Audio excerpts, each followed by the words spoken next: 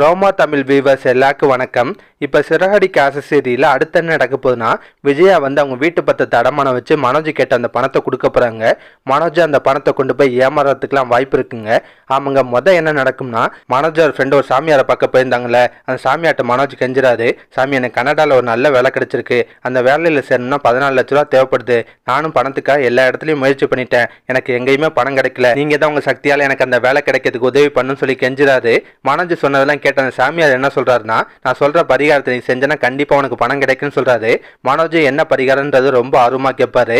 அப்ப அந்த சாமியார் சொல்றாரு, நான் சொல்ற கோயில்ல போய் ஒரு நாள் முழுக்க பிச்சை எடுக்கணும், அப்படி நீ செஞ்சனா கண்டிப்பா உனக்கு பணம் கிடைக்குன்னு சொல்றாரு. அதை கேட்ட மனோஜுக்கு பயங்கர ஷாக் ஆகுது. என்னது, நான் பிச்சை எடுக்கணுமா, என்னால அதெல்லாம் முடியாதுன்னு சொல்றாரு. அப்ப சாமியார் சொல்லுவாரு, நான் சொன்ன பரிகாரத்தை செஞ்சா உனக்கு நல்லது நடக்கும், இல்லைன்னா நீ நினைச்சது நடக்காதுன்னு சொல்லிடுறாரு. இப்ப மனோஜ் ஒரு மாதிரி குழப்பத்துல இருக்காரு. அப்ப மனோஜோட ஃப்ரெண்ட் அவர் நல்லா தூண்டி விடுவாரு. என்ன ப்ரோ யோசிச்சுட்டு இருக்க, இந்த சாமி சக்தி வாய்ந்த சாமி, அவர் சொல்றதெல்லாம் அப்படியே பழிக்கும், ஒரு நாள் தானே ப்ரோ, போய் பிச்சை எடு ப்ரோ, கண்டிப்பா உனக்கு காசு கிடைக்கும் அப்படின்ற மாதிரிலாம் தூண்டி விடுறாரு. அதெல்லாம் கேட்ட மனோஜ் அந்த பரிகாரத்தை பண்ணலாம் முடிவெடுக்கிறாரு. ஒரு கோயில் வாசல்ல உட்காந்து பிச்சை எடுக்கிறாரு. இதுக்கப்புறம் நடக்குதுன்னா, மீனா அந்த கோயிலுக்கு யதார்த்தமா வராங்க. மீனாவை பார்த்தோன்னா மனோஜுக்கு பயங்கர ஷாக் ஆகுது. தப்பிக்கிறதுக்காக முயற்சி பண்ணுவாரு. ஆனா மீனா வந்து மனோஜை பாத்துறாங்க. பார்த்தோன்னே மீனா என்ன பண்றாங்கன்னா, உடனே முத்து கால் பண்ணி நான் சொல்ற கோயிலுக்கு சீக்கிரம் வாங்கன்னு சொல்றாங்க. முத்து அங்க வராது. மனோஜ் பிச்சைக்காரனை பார்த்தோன்னா முத்துக்கு ஷாக்கா தான் இருக்கு. டே, என்னடா பண்ற, வேலை கிடைக்கலன்னு இந்த வேலையில இறங்கிட்டியான்னு கேட்பாரு.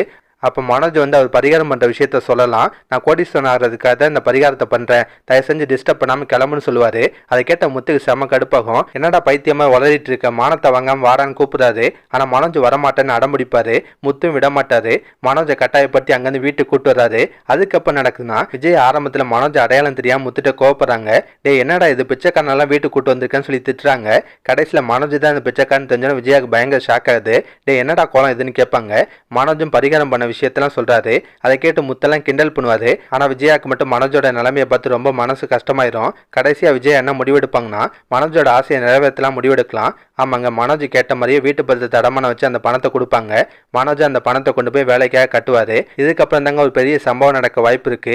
அது என்னன்னா, அந்த கனடா ஏஜென்சி வந்து ஒரு ஃப்ராடு கம்பெனியா இருக்கலாம். மனோஜ் கொடுத்த பணத்தை அவங்க ஏமாத்திட்டு ஓடவும் வாய்ப்பு இருக்கு. மனோஜ் திரும்ப பணத்தை ஏமாந்துட்டு வந்து வீட்டில் திட்டு வாங்குற மாதிரிலாம் சீன் வரலாம். என்ன நடக்குன்னு வெயிட் பண்ணி பார்ப்போம். இதெல்லாம் பத்தி உங்க கருத்தை நான் மறக்காம கமெண்ட்ல சொல்லுங்க. இந்த வீடியோ பிடிச்சினா ஒரு லைக்கை தட்டுங்க. நம்ம சேனல் ப்ரோமோ தமிழ் ரிவ்யூ இதுவரை சப்ஸ்கிரைப் பண்ணலன்னா ப்ளீஸ் சப்ஸ்கிரைப் பண்ணிக்கோங்க. நான் உடனே சீரியல் அப்டேட் கொடுத்துட்டே இருக்கேன். Bye guys.